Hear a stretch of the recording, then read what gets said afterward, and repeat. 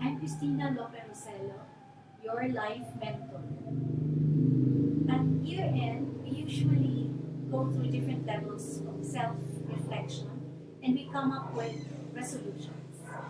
I just went through a similar process and I found it very liberating. So today, I'd like to share with you a very simple technique or approach that I hope that can be very helpful to your own self-reflection as well.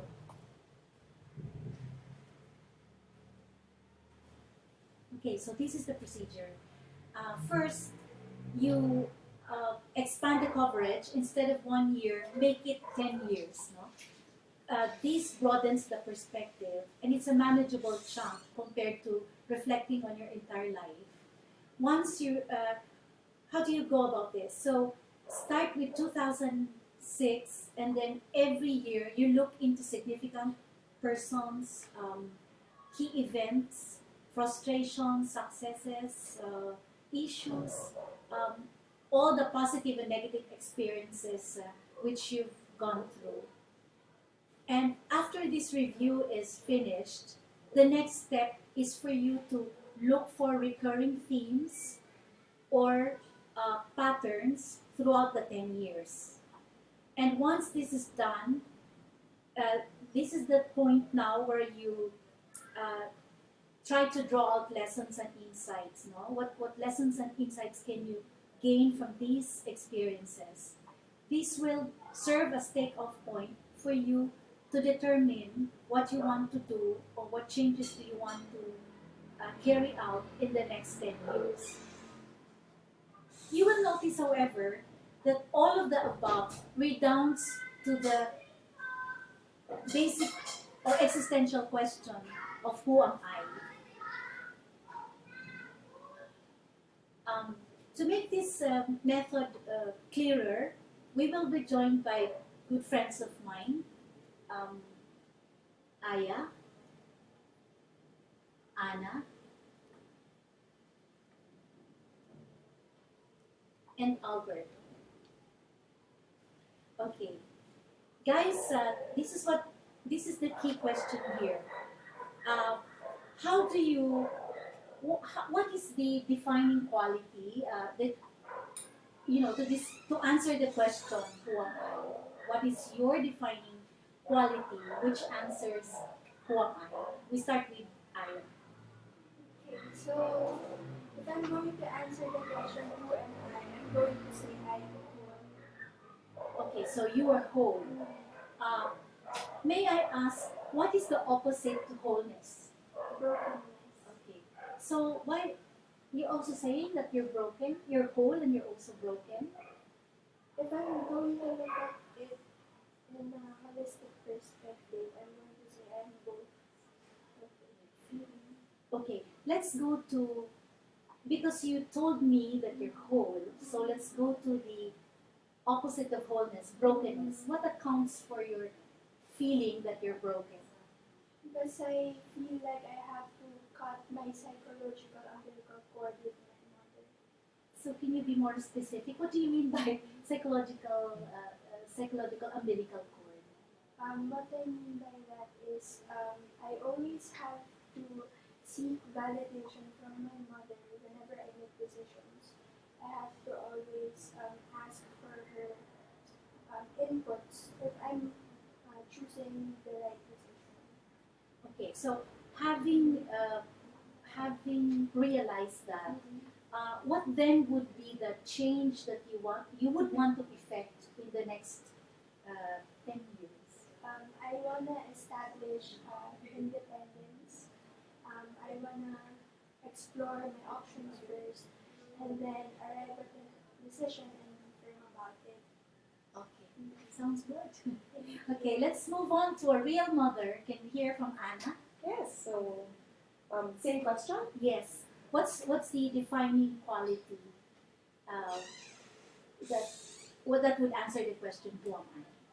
So this may be a bit more profound but to me, recently I've come to a realization on myself and I'm trying to identify myself as a divine being.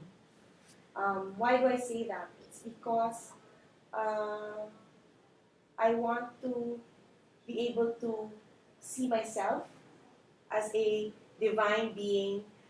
Therefore, I have to treat myself with a higher level of care, respect, and love because I'm not doing it just for myself, but more of on a higher plane and for a higher purpose. You said, I just have to care for myself because I'm a divine being. What led you to that realization in the first place? Perhaps because I came from a long period of a very challenging and difficult relationship. So, what I'm and I even since I was a child, I did have a tendency to a very low self-esteem, and any care I would give to myself, I would consider as being selfish. So I would always associate any any positive action towards myself as being selfish, and supposedly that's not how you're supposed to act. So when I try to reorient my thinking in looking at myself as a divine being, then it's no longer just about myself, but then to care for myself and to treat myself with respect and love, it becomes I give it a higher purpose now. Okay, so the opposite ends actually is being human made you realize that you're also divine. Yes. Okay, So I think I started first with the human side of it, but then you realize that that's not ever going to be enough. So you need to explore the other side or the other extreme, so to speak. so can you relate this realization that you're a divine being? Can you relate this to what you mentioned earlier that you've gone through a long period of suffering?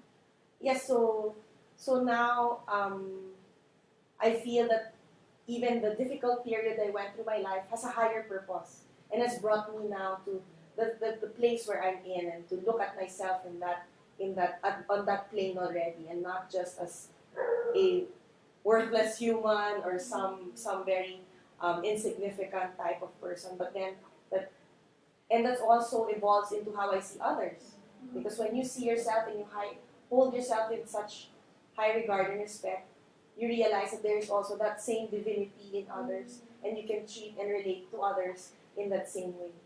It's a very profound realization, Anna, because what I what I'm hearing, what I'm listening between the lines is that the suffering is material, was essential in making you realize that you're just not a human being, but you're also divine. So, are you saying that all experiences, negative experiences, positive experiences, they all shape us or lead us into a realization that there's more, there's something beyond what we usually are as human beings, as frail beings, vis-a-vis compared to being divine and therefore capable of transcending, of uh, capable of looking into what the good that comes out from suffering. Definitely, because if you just, well, it's at that point when you realize that you are no longer just an individual or just a person, then it's when you find that higher purpose. But you cannot get there without going through that certain process. Okay, that's a very, very interesting point. But I'm just wondering, divinity, humanity, maybe we should hear from our scientist to be, our physics major here. What's your take on what you heard from the two of them? Let's begin with what is your defining quality as a person, Albert? As for myself, sis, I see myself as a scientist. Ever since I was a child, I was always being curious about how things work, about how things would make sense if you can explain it, and how things will work with logic. So you were prone to ask why, Why? instead of just what, where, when, And the facts. just factual questions. Okay. So you went deeper. Mm-hmm. Okay. So since you describe yourself as a scientist, what do you think is the opposite to being a scientist? lives? I'm just wondering.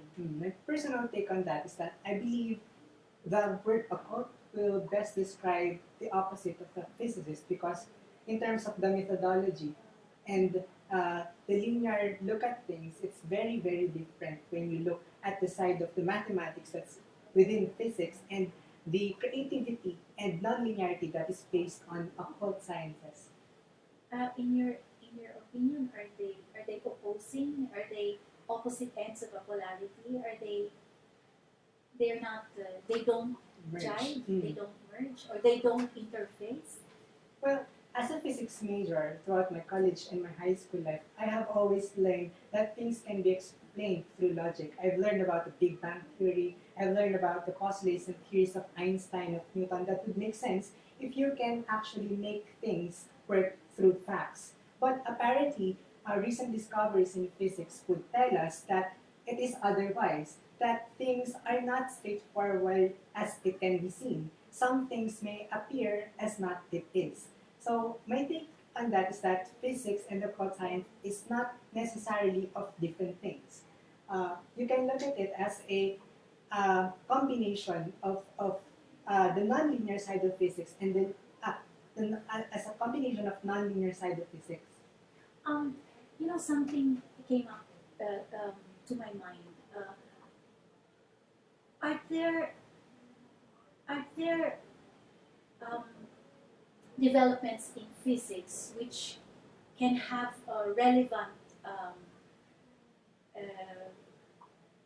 effect on psychology, on insights like of who I am? Well, Okay. there is this theory called the parallel universe theory. This theory believes that there is a certain world that is opposite to our world. So this world is actually the same as our world, but the matter, the energy in that world is very, very different or opposite to what we have today. For example, my protons are protons in this real world, and in the other world, those protons are electrons. So if I am black in this side of the world, I am white on the other side of the world. So some physicists or scientists postulates that there is a time where this parallel universe intersects. So at this point, maybe it can be explained through psychologically these moments of our being polar sometimes can sometimes actually be understood by this interlocking meeting of the universes. That's very interesting. But let me try to bring it back to our basic question, which is who am I? In psychology, there's a Swiss psychologist named Carl Jung. He talks about opposites. That in earthly existence, we always think in terms of duality. Okay, this or that, black or white. This opposite ends of the polarity. So he said that when we define who am I, we tend to come up with a self-image of a person. We draw boundaries, and this is called the persona. But if you notice, as you define yourselves, the opposite of your description also applies to you. So the persona, also known as ego, psyche, personality, is the one that you embrace, but the opposite of your description is the one that you reject, is the one that you deny, it's the one that you disown. Carl Jung called this the shadow. So what we did this afternoon, and they can also do this at home, was to look into our most distinguishing characteristic, and then see, in doing so, we see how we set boundaries in defining our self-image. And then after doing that, you have to look to the opposite of that description and explore for lessons that you may gain. It ties in with the steps 1, 2, 3, 4, no? Because 1, 2, 3, 4 is like broad strokes, but this one really goes into the nitty-gritty and really extracts the key issues that you have to confront. And okay, so coming back to Albert's point, from what you shared with us, it looks like while in the olden days, science was science and the occult was the occult, linear thinking vis-a-vis non-linear thinking, it seems to be coming into an interface, because science now also recognizes that there's a polar universe. Okay, so basically the principle is the same. And Carl Bloom called this interface the implicate wholeness. Okay, so I am now I now recall a certain thinker. His name is Wilber, Ken Wilber. He said that where you draw the line, how do you define yourself? There lies your life's challenges. So this self-reflection, answering who am I, is important because it's going to it's going to give you or make you realize what your challenges are, what your cravings, aversions, attachments are. No? And why is it important to be aware of this? Why? Why do you think it's important? Ikaw, Albert, why is it important to be aware of where your boundaries are drawn, of how you define yourself? In terms of my decision making, I will be able to address what things I should balance between my strengths and my weaknesses. I should be aware of my weaknesses, but I would never neglect them as non-existing. But I should be aware of their level, so I can attain a compromise between my strength and weaknesses. Actually, sometimes it's not a simple act of balancing. It's also transforming the weaknesses into strength. It's also melding them. It's also synergizing them. The yin and yang. In Anna, I noticed that you have some insights. I think for me, what I would look at it is I wouldn't see anything as a strength or a weakness because that's attaching a positive or negative aspect to whatever trait or opposite ends of the spectrum.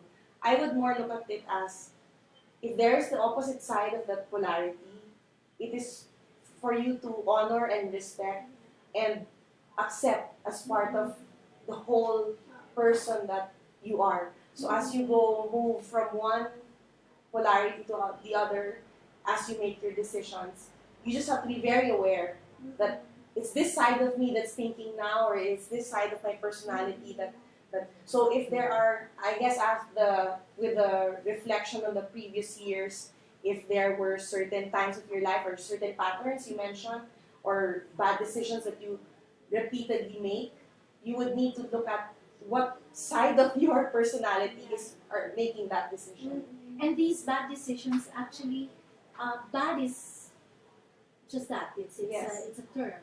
But bad decisions yield a lot of insights, a lot of realizations, which strengthen our character or broaden our horizons.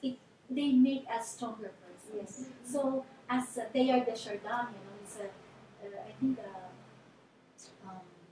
theologist. He said everything in life is material.